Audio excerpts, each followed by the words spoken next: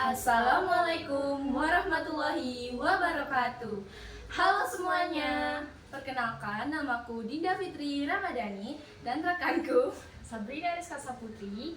Nah, langsung saja kita simak videonya. Permisi, bolehkah saya mewawancarai Ibu untuk tugas sekolah? Boleh, silakan. Baik, Ibu boleh memperkenalkan diri terlebih dahulu. Baik, nama saya Atika Yuniar. Saya mengajar sebagai guru SD di SD Islam Rodatul Jannah. Saya memotivasi Ibu untuk menjadi seorang guru SD. Karena saya suka mengajar anak-anak. Nah, selanjutnya, bagaimana cara Ibu menciptakan lingkungan belajar yang positif di sekolah? Biasanya saya mengajak ice breaking dulu anak-anaknya, lalu kedua mengenal bagaimana siswa belajar. Jadi ada beberapa siswa yang belajarnya menggunakan audiovisual dan juga kinestetik. Jadi setelah saya mengetahui bagaimana cara mengajar anak-anak, lalu saya terapkan kepada murid-murid saya. Bagaimana cara Ibu Atika untuk menangani siswa yang sulit menerima pelajaran? Biasanya saya ajak diskusi terlebih dahulu. Kira-kira saya tanyain terlebih dahulu, apa kesulitanmu dalam pelajaran ini? Nah, baru nanti kita cari solusinya bersama-sama, begitu. Bagaimana cara Ibu Atika untuk menangani orang tua siswa yang terlalu terlibat dalam proses tugas anak mereka?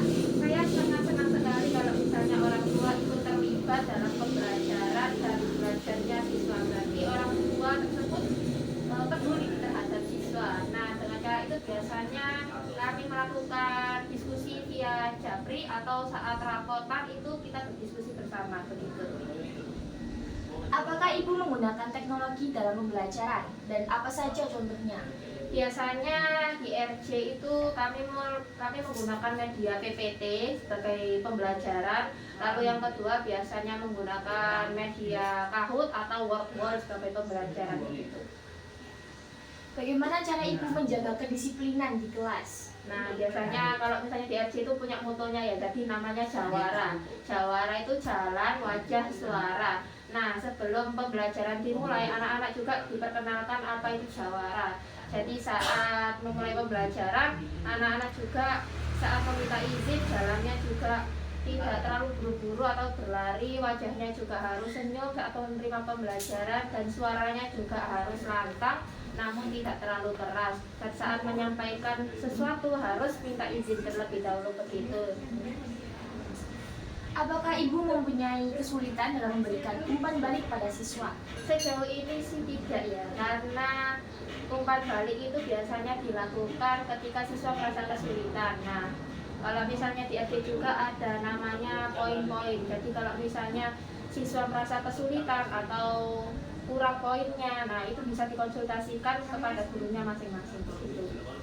Bagaimana cara Ibu Atika untuk menghadapi permasalahan yang mungkin terjadi di kelas? Nah, biasanya permasalahan di sekolah itu sangatlah banyak ya. Nah, contohnya salah satunya ada anak yang memang kalau misalnya di dalam kelas itu kan kita menemui berbagai macam siswa yang berbeda-beda.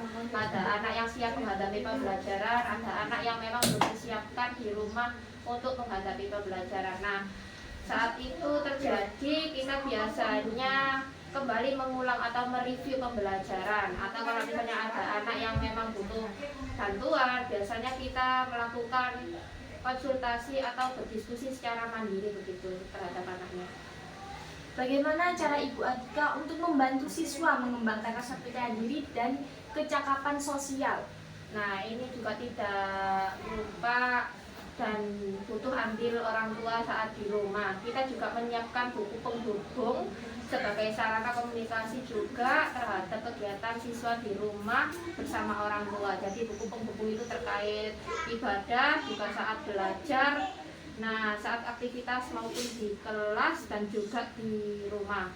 Nah, biasanya itu kalau meningkatkan kepercayaan diri, biasanya anak diberikan tanggung jawab baik di dalam sekolah maupun di rumah. Bisa melalui pekerjaan rumah atau saat di sekolah pekerjaan di kelas baik lewat kerja kelompok maupun belajar secara mandiri gitu.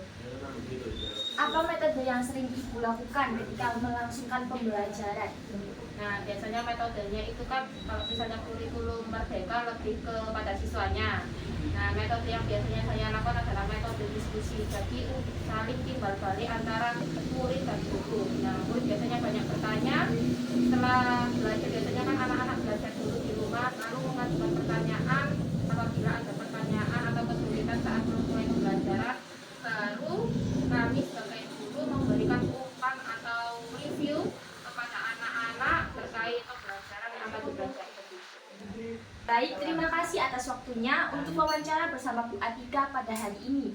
Mohon maaf apabila ada salah kata. Semoga apa yang disampaikan Bu Atika dapat memotivasi dan menginspirasi para penonton. Nah, itu tadi hasil wawancara kami bersama Bu Atika.